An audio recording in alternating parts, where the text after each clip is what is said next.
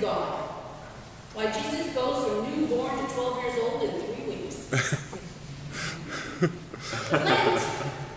Lent is different.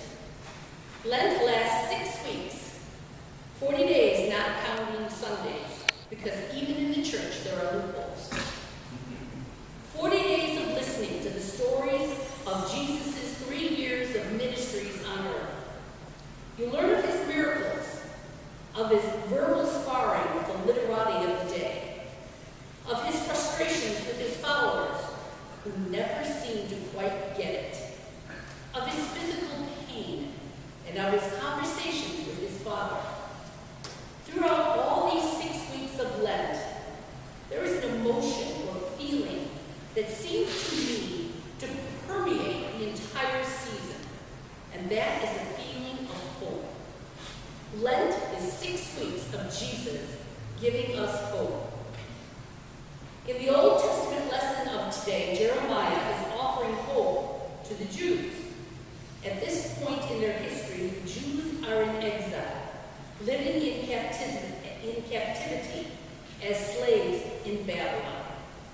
Jeremiah is telling the Jews the end of their captivity is near. Jeremiah, so to speak, sees a light at the end of the tunnel, and his people need to know there is reason to hope. The Persians will soon invade Babylon, and once they are in control, they will encourage all Jews that want to return to their homeland. They will be allowed to return to Israel and therefore to Jerusalem. Jeremiah gives the Jews hope that God's punishment is coming to an end. God will establish a new covenant or promise with his people, and he will forgive their wickedness and remember their sins no more. How wonderful and uplifting it must have been here for the Jews. In Paul's letter to the Hebrews, which, by the way, historians do not believe was written by St. Paul, nor was it written to a group, city, or ancient church named Hebrews. We don't know who the letter was actually written. But to scholars, what is evident is that it was written to a group of second-generation Christians whose ancestors had expected Jesus to return in the second coming almost immediately after his resurrection and ascension. The ancestors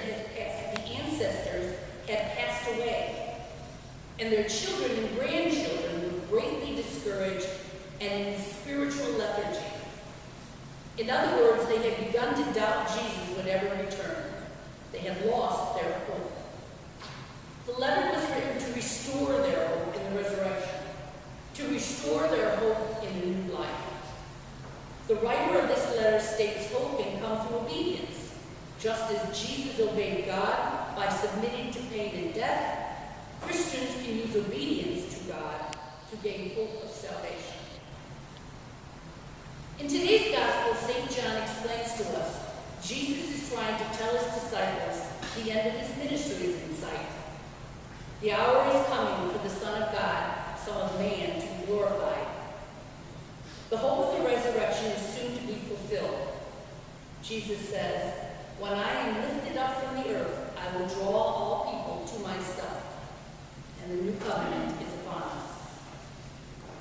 From now through to the glorious end of Lent, hope is a major part of each lesson's message. Palm Sunday, we will see the hope of the Jews shine as Jesus parades triumphantly through the gates of Jerusalem. On Maundy Thursday, as we watch each other's feet, we will sing of faith, hope, and love among us, and we will once again hear the story of Jesus' sacrifice for us as we hope for the forgiveness of our sins. On Good Friday, we will pray for forgiveness as we recall our sins as individuals and a race. And with hope in our hearts, we will pray for our salvation. And finally, on Holy Saturday, thanks to the sacrifice of a loving God, we will celebrate the risen Lord in the hope of our own redemption.